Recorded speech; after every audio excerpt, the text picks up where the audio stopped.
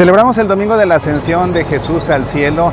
En este ciclo litúrgico C, en la Santa Misa, nos encontramos dos textos escritos por San Lucas: la conclusión de su Evangelio y el inicio de sus Hechos de los Apóstoles. Ambos pasajes hablan acerca de la Ascensión. Sin embargo, aunque hablan de la misma historia y están escritos por el mismo autor, San Lucas, son dos textos diferentes. Nos cuentan la Ascensión de una forma distinta cada uno. ¿A qué se deben estas diferencias? Hagamos juntos un análisis bíblico de estos dos textos aquí en Pasión por el Evangelio. Encontremos esas diferencias y respondamos a qué se deben.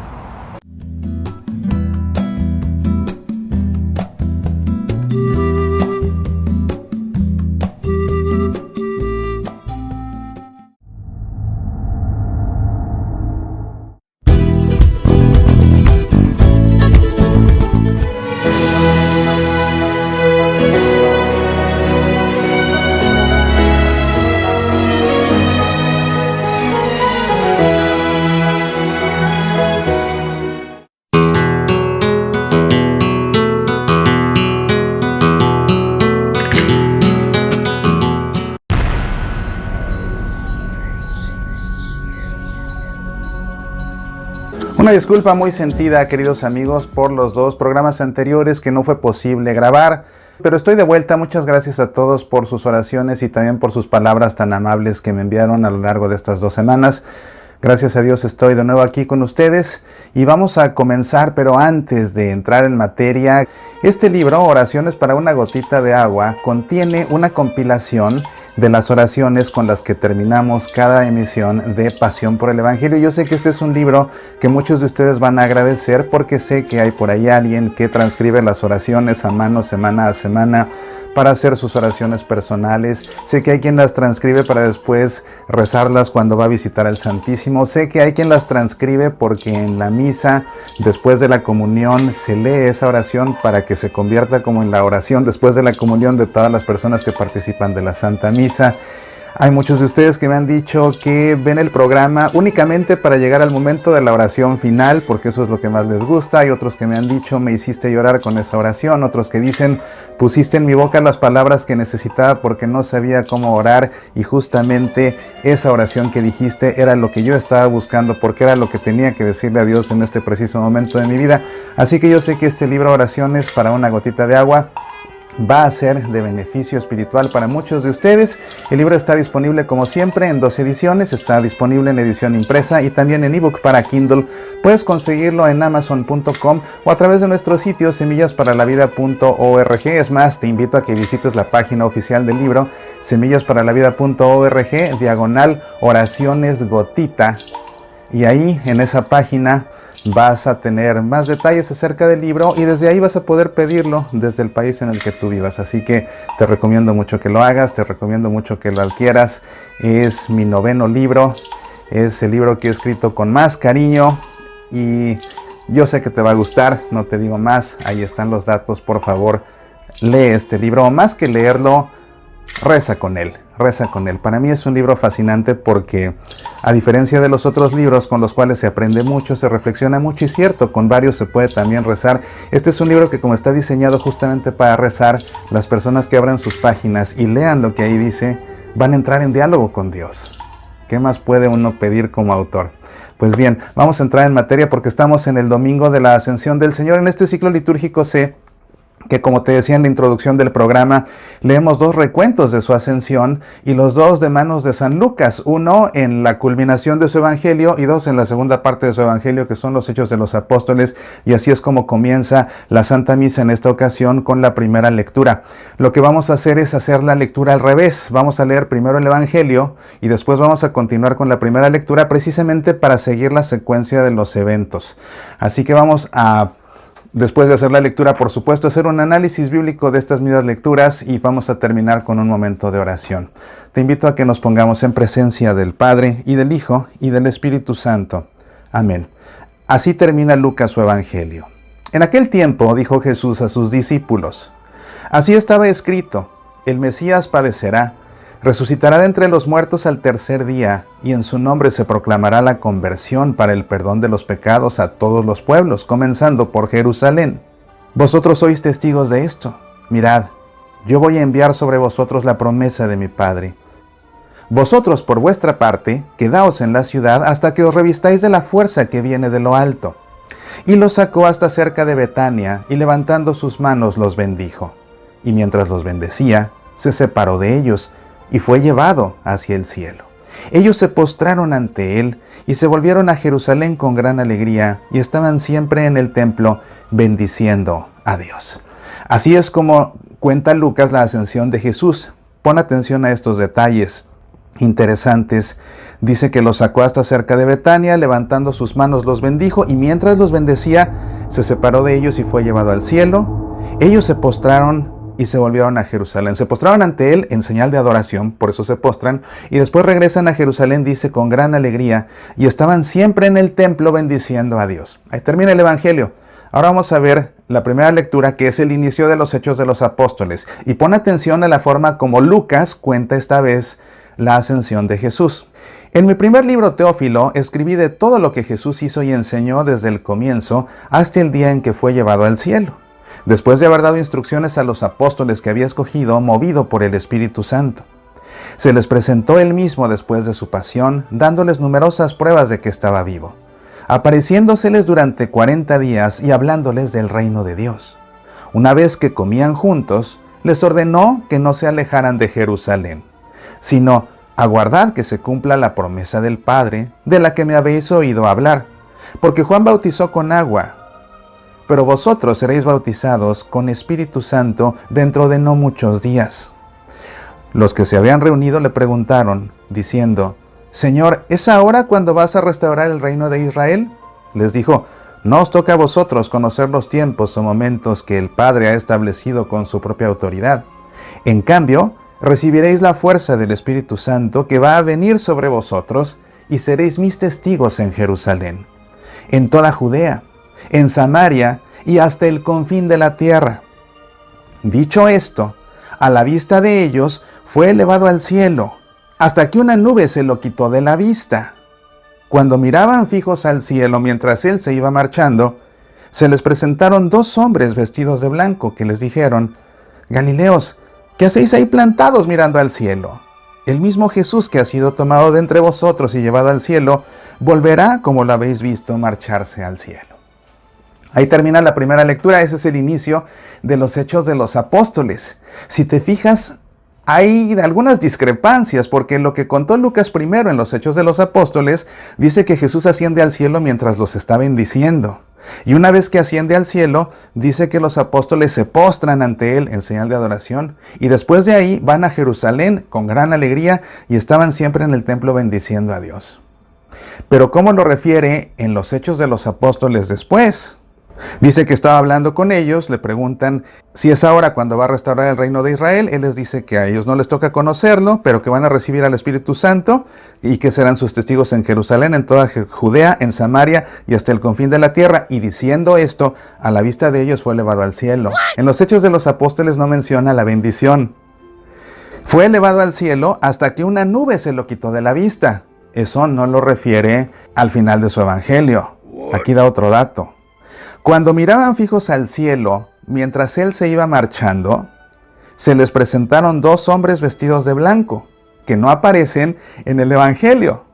Y estos les dicen, Galileos, ¿qué hacéis ahí plantados mirando al cielo? El mismo Jesús que ha sido tomado de entre vosotros y llevado al cielo, volverá como lo habéis visto marcharse al cielo. Y aquí estos hombres vestidos de blanco le anuncian a estos apóstoles la parusía, la segunda venida de Jesús, cosa que no es mencionada en los Hechos de los Apóstoles. Qué interesante, porque fue el mismo Lucas el que escribió estos 2 recuentos, y sin embargo son recuentos diferentes. ¿A qué se deberán estas diferencias? Qué interesante, ¿no te parece?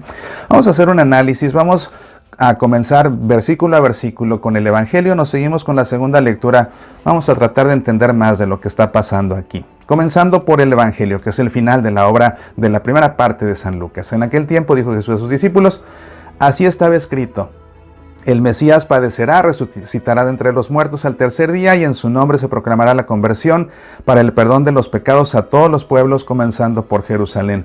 Es interesante porque Jesús les está dando un resumen de todo lo que fue su vida. Y esa vida que Jesús les está resumiendo en este párrafo no es otra cosa sino el cumplimiento de las Escrituras que ellos muy bien conocían. ¿verdad? Y ahí les deja con todas sus letras claro, el Mesías soy yo. Después dice, vosotros sois testigos de esto. Mirad, yo voy a enviar sobre vosotros la promesa de mi Padre, algo que también referirá después cuando lo vuelva a contar en los Hechos de los Apóstoles.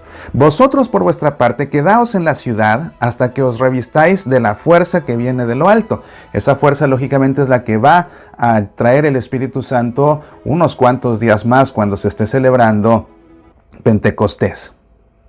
Y los sacó hasta cerca de Betania y levantando sus manos los bendijo. Y mientras los bendecía se separó de ellos y fue llevado hacia el cielo. Ellos se postraron ante él, como te digo, en señal de adoración, y volvieron a Jerusalén con gran alegría. Vuelven a Jerusalén, y para Jesús es importante que se queden en Jerusalén, porque ahí es donde va a venir el Espíritu Santo después.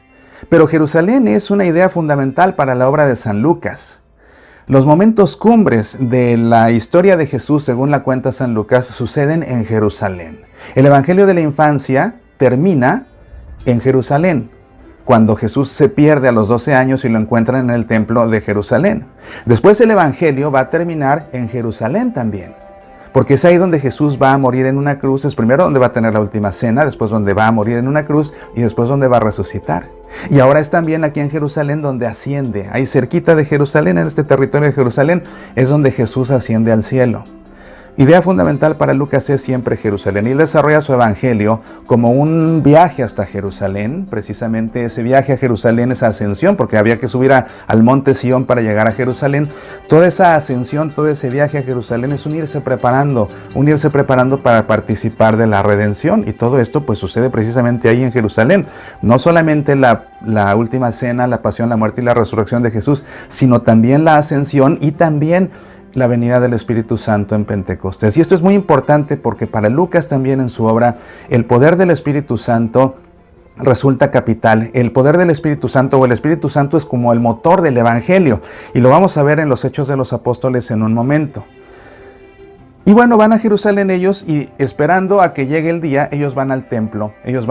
Fíjate, pues claro, están esperando la fuerza que les promete, están esperando que se cumpla la promesa del Padre, pues ellos van al templo todos los días y muy alegres de ser testigos de todo esto que Jesús les ha dicho. En un párrafo les resumió el Evangelio, en un párrafo les resumió su vida, en un párrafo les resumió el cumplimiento de las Escrituras. Ellos están esperando en el templo, aunque el Espíritu Santo no va a venir al templo, sino que va a venir al cenáculo. Eso lo veremos en su momento cuando analicemos el texto de Pentecostés, ¿verdad? Vamos a continuar ahora con los Hechos de los Apóstoles. Dice, en mi primer libro, Teófilo es el destinatario de la obra de San Lucas. El Evangelio, que es la primera parte, está dirigido a un ilustre Teófilo. Y aquí esta segunda parte, que son los Hechos de los Apóstoles, también están dirigidas a Teófilo. ¿Quién es Teófilo? Ya te lo había yo explicado antes cuando comenzamos a ver el Evangelio según San Lucas en este ciclo litúrgico C, pero bueno, Teófilo es una palabra griega que significa el amado por Dios, Theos y Philos, el amado por Dios. Entonces, o bien Teófilo era realmente una persona que se había convertido al cristianismo y que venía del mundo gentil, por eso tenía un nombre griego, y como lo llama ilustre en su primera obra, que es el Evangelio, pues podemos pensar que tal vez era un magistrado o una persona muy culta, una persona adinerada quizás. O bien puede ser que la palabra Teófilo simplemente sea un seudónimo para referirse a todos aquellos amados por Dios que se han convertido al cristianismo y que provienen del mundo gentil. Entonces puede ser una persona o puede ser simplemente todos esos cristianos que provienen del mundo gentil. Pero a ellos también está dirigido, o a este Teófilo, si es que realmente hubo un hombre con tal nombre, está dirigida también esta segunda parte que son los Hechos de los Apóstoles. En mi primer libro, Teófilo, escribí todo lo que Jesús hizo y enseñó. Es decir, Lucas cubrió sus dichos y sus hechos, desde el comienzo hasta el día en que fue llevado al cielo. Ciertamente, Lucas es uno de los 2 evangelistas que cuenta un evangelio de la infancia, cosa que no hace Juan, cosa que no hace Marcos, solamente Mateo y solamente Lucas. Entonces Lucas dice, yo conté todo desde su nacimiento hasta que ascendió al cielo, y sí, ahí es donde termina el evangelio como acabamos de ver. Después de haber dado instrucciones a los apóstoles que había escogido, movido por el Espíritu Santo. Te decía yo que para Lucas, el Espíritu Santo es el motor del Evangelio. Y vemos así precisamente cómo Jesús, cuando es bautizado, el Espíritu Santo lo lleva al desierto. Y después de que esté en el desierto 40 días, el Espíritu Santo lo lleva a comenzar su misión a Galilea, pero también es el Espíritu Santo es el que lo mueve a escoger a los 12 apóstoles, cosa que aquí está recordando precisamente Lucas, ¿verdad? Cuando dice esto, que después de haber dado instrucciones a los apóstoles que había escogido, movido por el Espíritu Santo, ¿te das cuenta? Le digo una idea lucana fundamental. Se les presentó él mismo después de su pasión, dándoles numerosas pruebas de que estaba vivo, apareciéndoseles durante 40 días y hablándoles del reino de Dios. ¿Por qué se les aparece 40 días? Pues así como estuvo 40 días también en el desierto, así como el pueblo de Dios pasó 40 años en el desierto. 40 es un número que significa el tiempo suficiente para algo. Entonces, Jesús se les aparece estos 40 días. Es el tiempo suficiente que Jesús tiene para dar las últimas instrucciones, para dar la última formación, para aparecerse como un resucitado, para que los apóstoles puedan ser testigos de su resurrección. Estos 40 días son un número a propósito de días, precisamente porque es el tiempo suficiente para darles esa última preparación ya como el Cristo resucitado. ¿Qué hizo estos 40 días? Se les apareció en numerosas ocasiones, dándoles pruebas de que estaba vivo. Y acuérdate que se les aparecía incluso en comidas. Bueno, se les aparece a los que van a Emaús, y ¿qué hacen? Parten el pan. Después se le aparece a los otros que están ahí escondidos, a los apóstoles, y les dice, denme pan, denme algo de comer. Jesús, Lucas en su evangelio, es el que menciona más comidas de todos los evangelistas, y eso sigue sucediendo aquí en los Hechos de los Apóstoles, porque mira lo que dice después. Una vez que comían juntos, les ordenó que no se alejaran de Jerusalén. Se los pudo haber ordenado cuando fuera, pero para Lucas es relevante que resulta en una comida, porque te digo, Lucas es alguien que le encanta registrar todas las comidas que tuvo Jesús. Una vez que comían juntos, les ordenó que no se alejaran de Jerusalén. Un detalle que solamente a Lucas le interesa. Sino aguardar que se cumpla la promesa del Padre, cosa que también dijo en el final de su evangelio, ¿verdad? Porque Juan bautizó con agua, pero vosotros seréis bautizados con el Espíritu Santo dentro de no muchos días. Ya les está advirtiendo que el Espíritu Santo va a llegar dentro de poco, cuando va a llegar justamente en Pentecostés, a los 50 días de la Pascua. Los que se habían reunido le preguntaron diciendo, Señor, ¿es ahora cuando vas a restaurar el reino de Israel? Todavía los apóstoles tienen esta noción judía de que Jesús como Mesías venía a liberar al pueblo de Dios de la opresión, en este caso y en este momento de la opresión de los romanos. Ellos pensaban así como judíos, y por eso es que le preguntan, ¿es ahora que vas a restaurar el reino de Israel? Con esa visión limitada únicamente al pueblo de Dios. Pero Jesús les deja claro que no es solamente para el pueblo de Dios, sino para todo el mundo. Y por eso primero les dice, no os toca a vosotros conocer los tiempos o momentos que el Padre ha establecido con su propia autoridad. En cambio, recibiréis la fuerza del Espíritu Santo, que va a venir sobre vosotros, otra vez una anticipación de lo que va a pasar en Pentecostés, y seréis mis testigos, pero no para el pueblo de Israel, sino que dice, y seréis mis testigos en Jerusalén, o sea, para el pueblo de Israel, pero también en toda Judea y en toda Samaria, es decir, ya en tierra de aquellos con los que hasta están en pleito los judíos, y hasta el confín de la tierra, hasta el confín de la tierra. Van a llegar a todo el mundo. No se trata únicamente del pueblo de Israel, se trata de todo el mundo, y ustedes son los que van a llegar a todo el mundo, y para ustedes llegar a todo el mundo es que van a recibir precisamente la fuerza del Espíritu Santo, y con esa fuerza del Espíritu Santo van a dar testimonio de mí, que morí en una cruz y que resucité. Van a dar testimonio en Jerusalén y en Judea y en Samaria y por todos los rincones de la tierra, hasta el confín de la tierra. Te digo, una percepción muy distinta a la limitada que tenían ellos como judíos. Dicho esto, a la vista de ellos fue elevado al cielo hasta que una nube se lo quitó de la vista, es decir, subió por completo al cielo. Por eso se aparece esta nube, ¿verdad? Y recuerda que la nube es además un símbolo de Dios. Entonces, el hecho de que la nube lo cubra es el hecho de que ya está con Dios. Ya no lo ven porque ya está totalmente con Dios en el cielo. Por eso la nube lo cubre y ya no los deja ver. Cuando miraban fijos al cielo mientras él se iba marchando, se les presentaron dos hombres vestidos de blanco. Estos, por supuesto, eran ángeles. A Lucas también le gustan mucho los ángeles.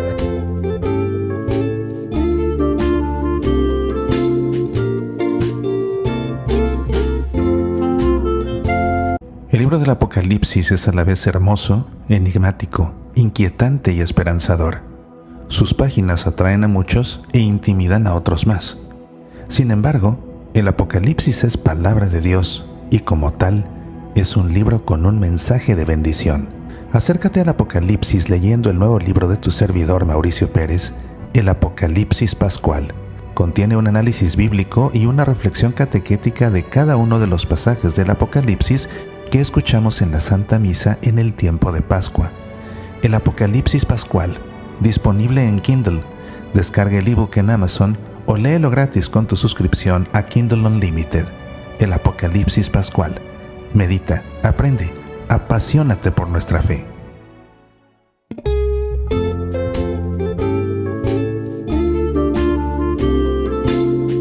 Cuando miraban fijos al cielo mientras él se iba marchando, se les presentaron dos hombres vestidos de blanco. Estos, por supuesto, eran ángeles. A Lucas también le gustan mucho los ángeles.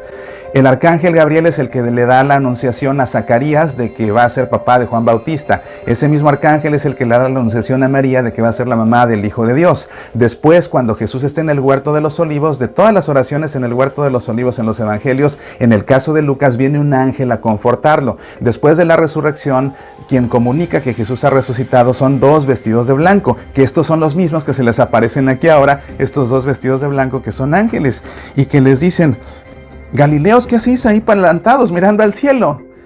Así es, así como que, ¿qué están haciendo? ¿Qué se quedan viendo? ¿Qué se quedan mirando al cielo? Ya se les fue, ya no lo ven, ¿qué se les quedan mirando? Acción, señores, acción. El mismo Jesús que ha sido tomado de entre vosotros y llevado al cielo, volverá como lo habéis visto marcharse del cielo. Como te digo, una anticipación de la parucía, de su segunda venida gloriosa. Lucas cuenta lo mismo de dos formas diferentes. ¿Por qué es esto? Claramente, los Hechos de los Apóstoles los escribió mucho tiempo después que el Evangelio. Son dos obras aparte. ¿Cómo sabemos eso? Pues porque uno termina con un recuento y el otro comienza con el mismo recuento pero con variantes. Entonces eso es señal de que no lo hizo de corrido. Si lo hubiera hecho de corrido lo cuenta una sola vez y ya, y se sigue con lo que viene después. No. El hecho de que termine con una historia y vuelva a empezar con la misma historia, pero con detalles diferentes, significa que pasó un tiempo entre que terminó el Evangelio y que comenzó los Hechos. Además de que se vuelve a referir otra vez a Teófilo, como que este es un documento aparte. ¿A qué se deben estas discrepancias? ¿De qué está hablando Lucas? A fin de cuentas, él habla de lo mismo, de la ascensión de Jesús al cielo. Eso nos queda claro. El hecho de que existan estas discrepancias bien puede obedecer al hecho de que Lucas recabó estos relatos de fuentes diferentes. Recuerda que Lucas no fue testigo ocular de la ascensión. Lucas ni siquiera conoció a Jesús. Él fue evangelizado mucho tiempo después, pero se enamoró tanto de Jesús y le intrigó tanto Jesús que se puso a investigar como nadie. Entrevistó a todas las personas que pudo y así recabó los dichos y los hechos de Jesús. Y eso no le bastó. Fue el que más investigó de todos, pero eso no le bastó y por eso investigó todavía más hasta que llegó a recabar datos para poder componer su Evangelio de la Infancia, que fue la última parte de su Evangelio que compuso. De manera que recabando los datos de la ascensión del Señor, y fíjate, a lo mejor en dos periodos distintos, entrevista a unos, le cuentan cómo fue la ascensión y la registra en su Evangelio.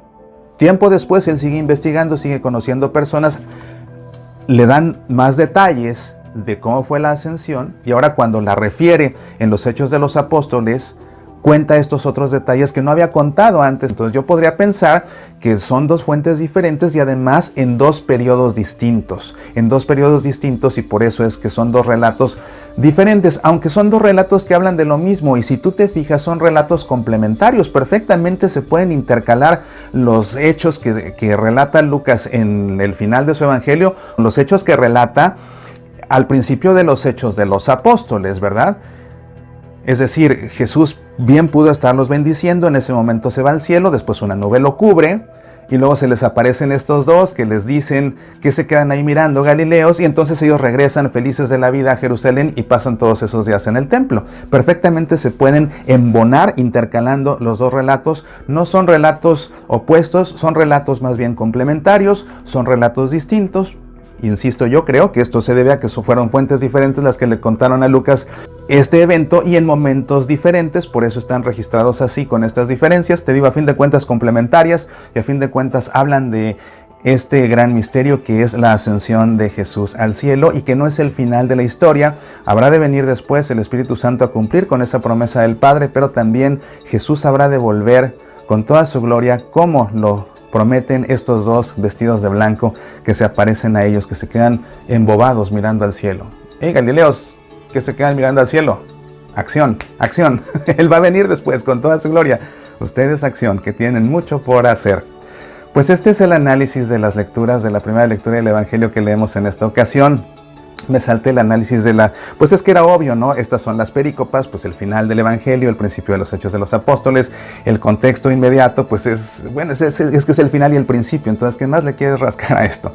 ¿Verdad? Y los actores son lógicamente Jesús y los apóstoles, y en todo caso, pues también estos dos vestidos de blanco.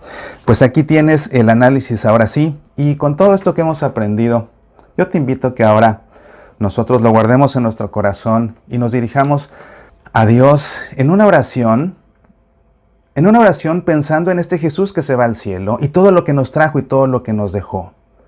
Y yo creo que viene bien en esta ocasión una oración de acción de gracias. Te invito pues a que por un momento cierres tus ojos, pongas tu mano sobre tu corazón y en tu interior hagas eco a estas palabras.